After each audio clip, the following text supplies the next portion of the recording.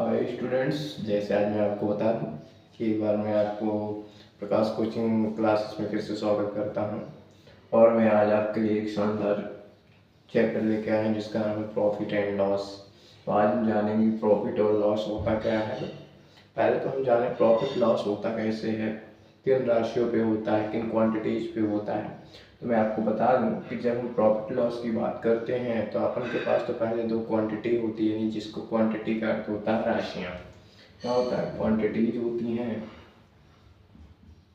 वो क्वांटिटीज क्या है, यानी कहने का अर्थ है राशियाँ। अपन के पास देखिए दो टाइप की राशियाँ होती हैं। कितने टाइप की? दो टाइप की राशियाँ। जब हम इनको जानेंगे तो अपन को समझने में ठीक होगा। क्वांटिटी आपके पास दो होती हैं, यानी कहने का अर्थ एक तो होता है कॉस्ट प्राइस, एक होता है कॉस्ट प्राइस जिसको हम बोल देते हैं क्रय बोल देते हैं क्रय। एक होता है शेयरिंग प्राइस, शेयरिंग प्राइस जिसको हम बोल देते हैं विक्रय मूल्य। आइए हम जाने कि क्रय मूल्य और विक्रय मूल्य होता क्या है, क्योंकि अपन के पास यही राशियों के कारण अपन को प्रॉफिट और लॉस का पता चलता है कि कब होगा अपन को प्रॉफिट और कब होगा। जब इनको शॉर्ट फॉर्म में लिखूं तो हम लिख सकते हैं CP एंड इसको लिख सकते हैं SP। मैं आपको बताऊं कि यदि कॉस्ट प्राइस की बात करें यानी क्रय मूल्य वही राशि होती है जिस राशि पर हम किसी वस्तु को खरीदते हैं, और जो आपका सेलिंग प्राइस विक्रय मूल्य होता है वो राशि होती है जिसको हम जो राशि लेते हैं उसको बेच देते हैं। यानी मैं आपको फॉर एग्जांपल दूं कि मैं गया मार्केट और वहाँ से एक 20 रुपए का थैला लिया। वो थैला लाया, 5 मिनट बाद मेरे को लगा कि इस पे और थोड़ा सा सुधार करके मैं उसको 20 से 25 रुपए में बेच दूंगी, यानी कि सेल कर दूँ। तो देखिए 20 रुपए के लिए 25 रुपए का बेच दिया, यानी इसमें जो मैं ले रहा हूँ 20 रुपए को इसका कॉस्ट प्राइस हो गया, और जो मैं बेच रहा हूँ उसको हम सेलिंग प्राइस बोल देते हैं। ठीक है बच्चों, अब यहाँ पे देखते हैं अपन के पास जब इन्हीं दो राशियों के कारण अपन को प्रॉफिट और लॉस होता है तो हम जानते हैं कि जो प्रॉफिट होता है, प्रॉफिट कब होता है। तो जैसे मैं आपको एग्जांपल फॉर दे दूं कि मैंने 20 रुपए का वो बैग लिया और जाकर उसको 25 रुपए का बेच दिया। तो देखिए जब अपन का कॉस्ट प्राइस से अधिक सेलिंग प्राइस हो, कहने का अर्थ है क्रय मूल्य से ज़्यादा विक्रय मूल्य हो, तब वहाँ अपन को प्रॉफिट होता है। तो यहाँ पर फॉर्मूला बन जाता है जब हम SP में CP को माइनस करेंगे। फॉर एग्जांपल जब हम विक्रय मूल्य को माइनस करेंगे क्रय मूल्य में तो अपन को क्या निकल आएगा? प्रॉफिट निकल आएगा। अब सेम वही चीज़ लॉस में होती है। अब बताइए मेरे को, यदि मैं लॉस की बात करूँ, मैं 5 रुपए की तो वो चीज़ लेता हूँ और जाकर उसे दूसरे को 4 रुपए में दे देता हूँ। तो जब ऐसी सिचुएशन होती है तो वहाँ पर लॉस होता है, यानी जब कॉस्ट प्राइस ज़्यादा हो किससे? सेलिंग प्राइस से, तो वहाँ पे CP माइनस SP कर देते हैं। कहने का अर्थ है क्रय मूल्य को माइनस कर देते हैं विक्रय मूल्य के साथ, तो अपन को क्या मिल जाता है? लॉस मिल जाता है। आइए हम इन्हीं पे थोड़ा सा बात करते हैं परसेंटेज की। किसकी? परसेंटेज यानी प्रतिशत। प्रतिशत यानी होता क्या है? तो यहाँ पे एक और टॉपिक आता है प्रतिशत।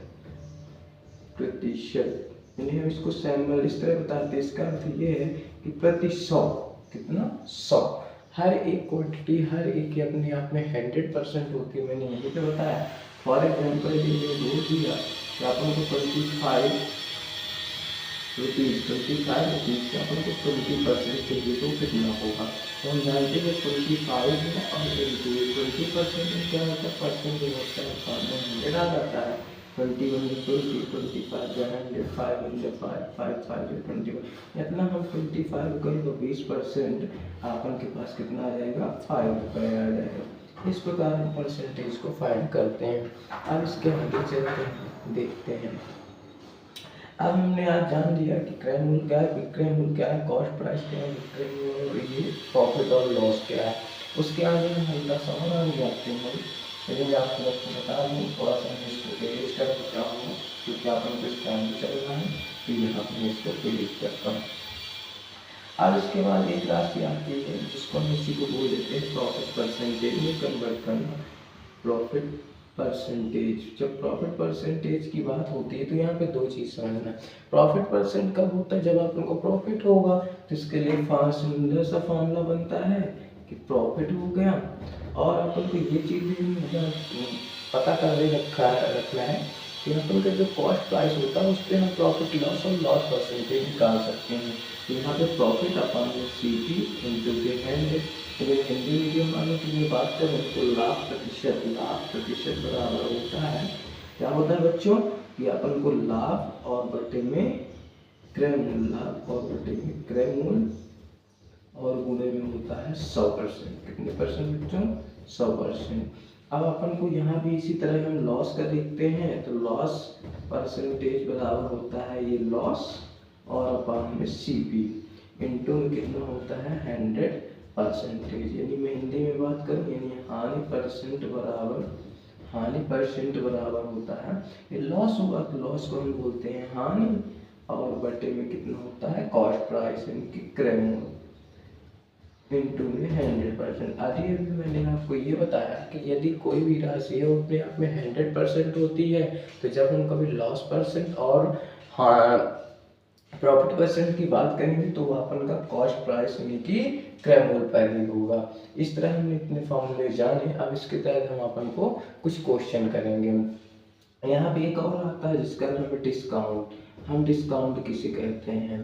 डिस्काउंट में होता है एमपी माइनस एसपी। मैं आपको डिफाइन करना चाहूँगा कि यदि डिस्काउंट है तो डिस्काउंट को हम बोलते हैं छूट, छूट हो गया इक्वल। यदि मार्क प्राइस यानी हम इसको बोलते हैं अंकित मूल्य, अंकित मूल्य माइनस में विक्रय मूल्य।